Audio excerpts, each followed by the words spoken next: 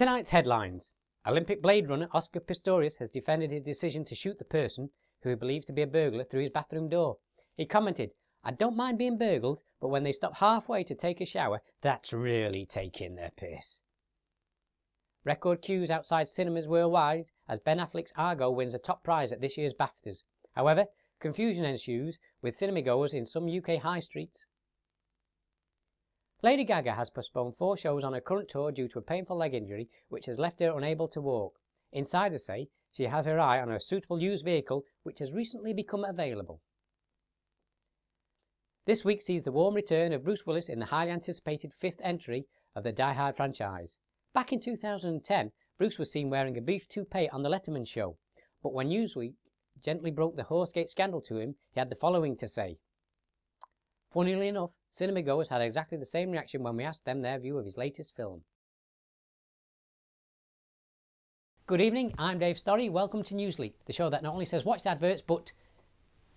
Oh wait, apparently we don't have any adverts, and we don't say that, we just cover the news. Nick Clegg has given up smoking in what is seen to be an indicator of this year's budget focus. He has allegedly also given up driving, drinking, and only spends 1 night a week in the company of his wife. The Red Arrow display team finally received a guarantee from David Cameron this week, who promised the RAF squadron would not be axed as long as he was Prime Minister. Members of the team are now deliberating whether the country would benefit more if they quit. The trial of Chris Huhne's ex-wife Vicky Price descended into a farce this week when the jury asked the judge a number of bizarre questions and failed to reach a verdict. The questions they asked included: do McDonald's accept luncheon vouchers? Is "she reminds me of my sister-in-law" good enough grounds for a conviction? We get paid no matter how long it takes, right? Is this the pre-audition for Deal or No Deal? And finally, if I'm an untrusting, unreasonable man, is my perception of reasonable doubt greater or lesser than that of a juror with a balanced set of personality traits? An Irish publican has been prosecuted after police found dozens of nuns drinking after hours on his premises. In his defence, the publican offered that they had all said that they were his sister. He also asked for Chris Huhne judge and jury to hear his appeal. It's now been revealed that the jumps and ditches featured in the annual Grand National Race at Aintree weren't reduced in height and size to protect the racehorses' welfare, but were due to complaints that the beef and ready meals was getting a little tough. The government's Welfare to Work scheme is failing. The programme has only managed to get 3.6% of claimants off benefits, well below the 11% target. The best provider only managed to find work for 5%, while the worst only found work for 2%.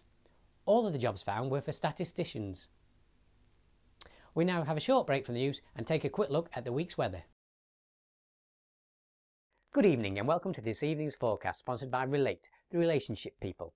Expect a frosty reception in the bedroom tonight after the discovery of your brief fling with northerly gale. The Met Office has also issued an amber warning. Apparently she's back in town and is with child. Ensure you dress for the expected conditions. In this case, a paternity suit might be appropriate for the type of son you're going to encounter. Flood warnings have also been issued, mainly of tears when your partner discovers the full extent of your unfaithfulness. In summary, the outlook for the weekend is alone with a takeaway pizza and a 4-pack of beer. Back to the studio. Thanks for that. Learning lessons from 2011's X Factor USA farce with the American audience not being able to understand the Geordie accent of Cheryl Cole, America's Got Talent this year has taken on another British judge, Mel B from Yorkshire. Good luck with that. As Tesco customer James Watson finds a dead bird in his ready-to-eat salad, the Government Food Standards Agency comment, "Hey, we were only asked to check for horse." A lazy postman has been jailed after it was discovered that he had either burned or buried up to 29,000 items of mail. The postman, Jabba Hussain, who took sackfuls of undelivered mail home with him, couldn't even be bothered to post items to addresses on the way. The postman was sentenced to 8 months in prison, and the Royal Mail has stripped him of his Employee of the Month award. A man in love with inflatable pool toys has revealed how he now lives with 15 of his bloke buddies and even says he would marry his favourite. Guess it's only a matter of time before he pops the question. Well, that's it for another show. Don't forget to send your news stories and one-liners in.